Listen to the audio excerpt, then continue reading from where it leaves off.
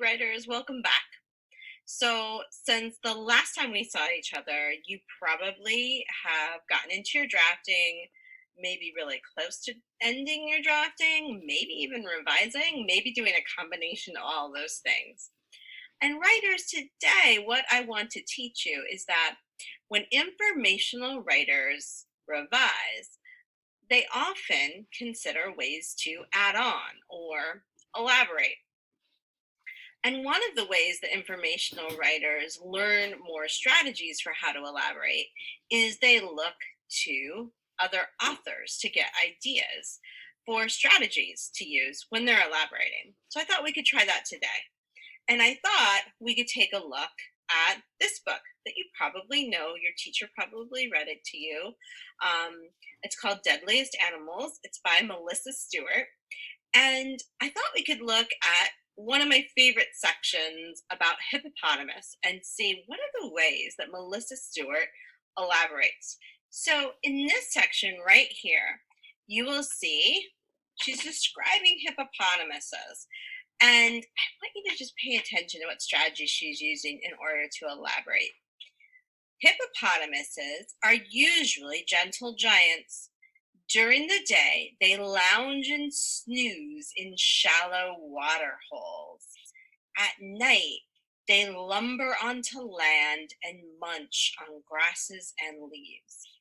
So there's a lot to admire in this section, not the least of which is like her strong verb use.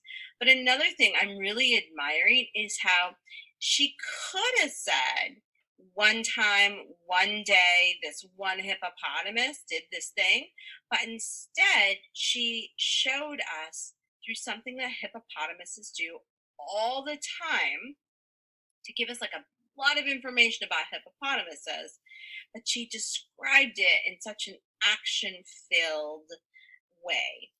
So I thought we could take a look at our informational piece on cockroaches. And if you remember it, we were talking last time about cockroach bodies, right? So I thought this time we could take a look at the history of cockroaches and we could study that chapter together. So when I was going back and looking at this chapter on the history of cockroaches, I started reading it thinking about like where's a place that I could do like a Melissa Stewart move. So cockroaches have been around for a long time. So that's like right after that introductory sentence. There are many different kinds of cockroaches. However, there is only one species of cockroach that most people think about when they think about cockroaches, the German cockroach.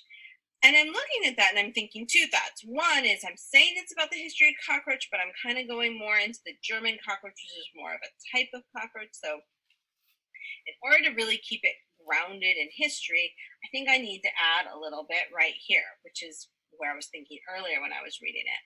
And I think I can take a page from what Melissa Stewart did and think about elaborating not just about one time one cockroach did one thing, but instead think about something typical that they do a lot of the time or often, and describe it in a way that really paints a picture in my reader's mind as a way of adding on or elaborating. So let me try that. When the earth was young, even before dinosaurs walked, about 350 million years ago,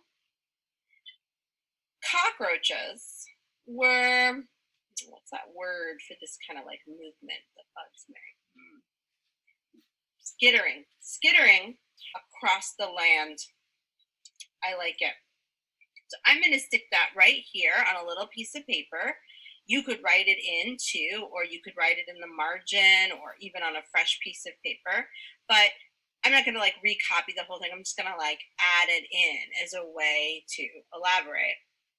So writers, I know a lot of you are going to be going off to draft today, and you're going to remember all the great things you know about informational writing.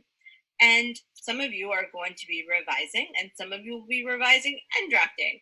And so when you do, one thing I'd like you to think about doing today is adding on or elaborating.